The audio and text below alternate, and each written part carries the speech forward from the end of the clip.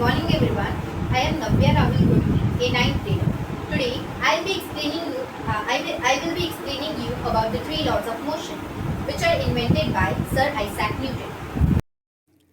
Isaac Newton worked in many areas of mathematics and physics. He developed the theories of gravitation in 1666 when he was only 23 years old. In 1686, he presented his three laws of motion in the Principia Mathematica Philosophiae Naturalis. So, laws of motion, three laws of motion. So, what does motion mean? Now, when an object moves from one place to another place, then we can say that object is moving and that object is in motion. Now, for example, if I am moving from here to here, then I have moved from that place to this place. So, this means I have moved.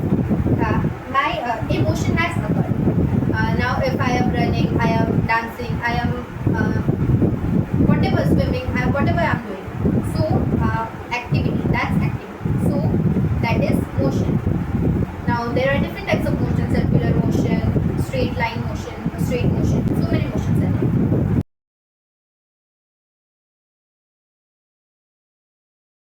Now, this is about motion. So, three laws of motion. He had given us three laws of motion. So, first one is law of inertia, also known as first law of motion. In this law of motion, it states that an object will remain in state of motion or state of rest until an external force is applied. इसका simple meaning ये है कि कोई भी object motion में रहेगा या फिर रेस्ट में रहेगा जब तक उस पर कोई एक्सटर्नल फोर्स ना लगे. ठीक है. नाउ इसका एक एग्जांपल हो सकता है जब अभी एक कार इज मूविंग एंड जब सडनली जब उसका ड्राइवर ने ब्रेक लगाया तो कार पे एक्सटर्नल फोर्स लगा एंड एक्सटर्नल फोर्स की वजह से जो मूविंग कार थी वो ब्रेक की वजह से रुक गई. So this is law of inertia.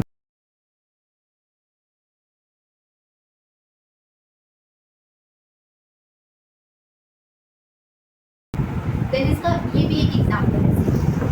अभी ये जो पॉइंट है ये रेस्ट में एंड इसको अभी मैं जो टिश्यू पेपर में इसको मोशन दी.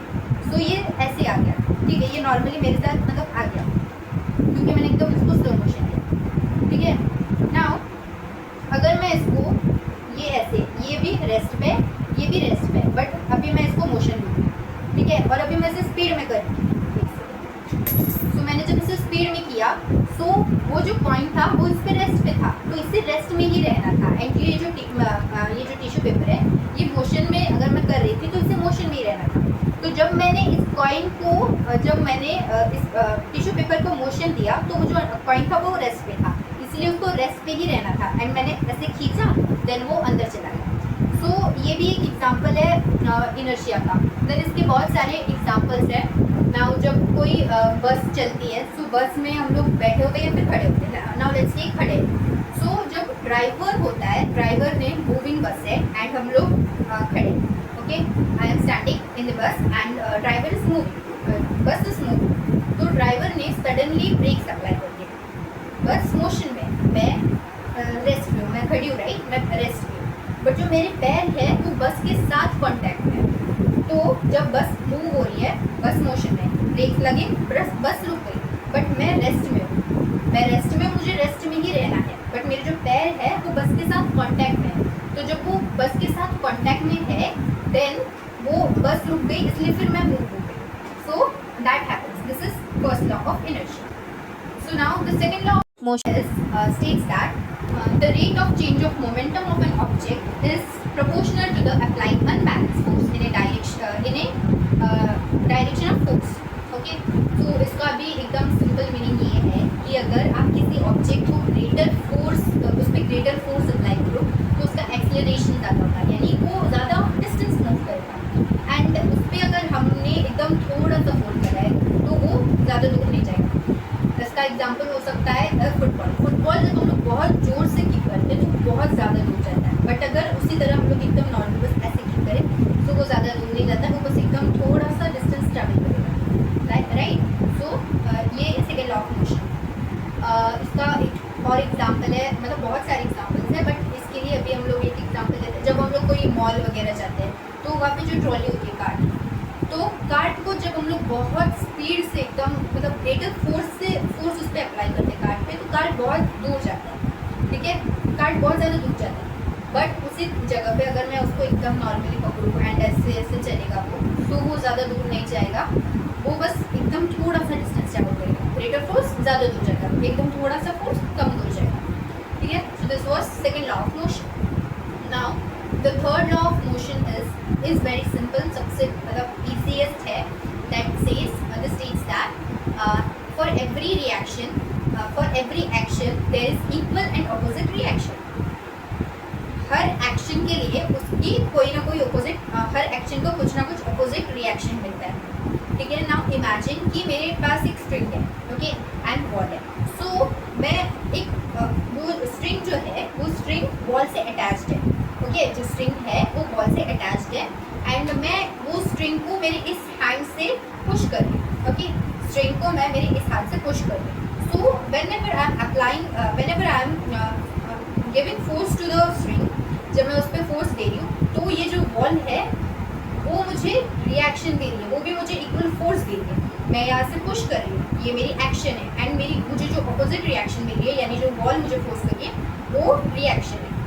सो ये है third law of motion. Then इसका एक एग्जाम्पल है और कि जब गन होती है, आपने कभी नोटिस किया होगा, तो वो जो गन होती है, गन का जो हम लोग शूट बटन दबाते हैं, राइट, गन होती है, गन का शूट बटन दबाया, तो शूट बटन दबाने के बाद जो गन जो गोली होती है वो फॉरवर्ड डायरेक्शन में चली जाती है, बट जो रिकॉइल होता है वो रिकॉइल पीछे आ जाता है। सो ऐसा क्यों? क्योंकि ये थर्ड लॉ ऑफ मोशन है, इसीलिए ऐसा होता है, ओके। गन का बटन शूट प्रेस किया, शूट प्रेस करने के बाद जो गोली होती है वो आगे जाती है एंड उसका जो रिकॉइल होती है, रिकॉइल होता है पीछे, वो पीछे आ जाता है। और जब कोई बोट होती है, बोट मूविंग बोट है, बोट से सडनली कोई जंप कर दे तो हम लोग आगे की तरफ जाते हैं, राइट, हम लोग आगे हो जाते हैं एंड जो बोट होती है वो पीछे आ जाती है।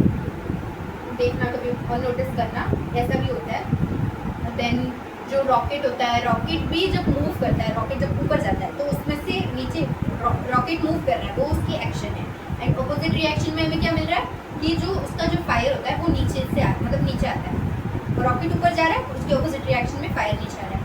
जब बलून का भी है एक एग्जाम्पल, जब हम लोग बलून को फुलाते हैं तो that is reaction, that is action and उसके ऑपोजिट रिएक्शन में क्या मिलता है कि फिर वो मतलब उसकी सारी जो हवा है वो निकल जाती है, राइट, वो उड़ जाता है, फिर उड़ जाता है मतलब उसको बलून को हमने फुलाया एंड देन वो उसको अगर हमने टाई नहीं किया, ऐसे ही छोड़ दिया तो वो उसकी सारी हवा निकल जाती है। So this was third law of motion. इन सारे लॉज के बहुत सारे एग्जाम्पल्स हैं, हमें डेली लाइफ में बहुत सारे एग्जाम्पल्स मिलते हैं। जो कैरम होता है, कैरम का भी आपने नोटिस किया होगा कि कैरम में जो टावर बनाते हैं ना हम लोग, जो स्ट्राइकर होता है, स्ट्राइकर से एंड जो गोटियाँ होती है वो, तो टावर मतलब यानी जो गोटियाँ हम लोग एकदम एक के ऊपर एक रखते हैं वो सब, ओके। तो ऐसे एक जस्ट मतलब इमेजिन कर लो कि मैंने एक तो ये लिया है, कैरम खेल रहे हैं, तो कैरम में जो गोटियाँ होती है वो सारी एक के ऊपर एक रखी हुई है, ओके, एक ही कॉलम में, ठीक है ना, एक ही इसमें, तो एक ही के ऊपर सारी गोटियाँ रखी हुई है एंड जो स्ट्राइकर होता है, मैं स्ट्राइकर से उस पर एकदम ग्रेट फोर्स लगाया तो वो कहाँ पे जाएगा, एकदम ग्रेट फोर्स से आगे जाएगा। तो वो क्या हुआ, वो हमारा सेकंड लॉ ऑफ मोशन हुआ, राइट, वो आगे जा रहा है, ज़्यादा फोर्स लगा रही हूँ ज़्यादा आगे जाएगा, कम फोर्स लगा रही हूँ कम, ये होगा। So that is second law of motion.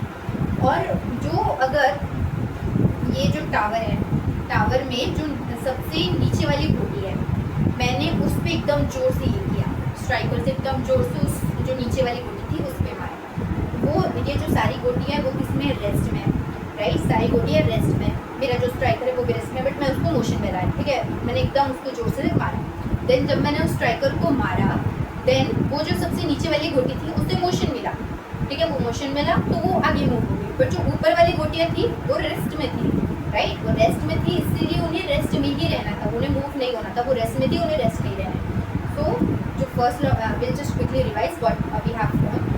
जो फर्स्ट लॉ ऑफ मोशन है, law of which we also called law of inertia, तो ये कहता है कि अगर कोई ऑब्जेक्ट है वो रेस्ट में ही रहेगा, या फिर अगर मोशन में है तो मोशन में रहेगा, रेस्ट में है तो रेस्ट में रहेगा, सिंपल।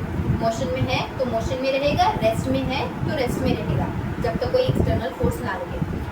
देन सेकंड इज अगर हमने ग्रेटर फोर्स लगाया तो वो ज़्यादा दूर जाएगा, एक्सेलरेशन ज़्यादा होगा, डिस्टेंस ज़्यादा कवर करेगा। और या फिर और हम लोगों ने अगर कम फोर्स लगाया तो वो कम डिस्टेंस ट्रैवल करेगा या फिर कम एक्सेलरेशन होगा। Then third one is for every action there is equal and opposite reaction.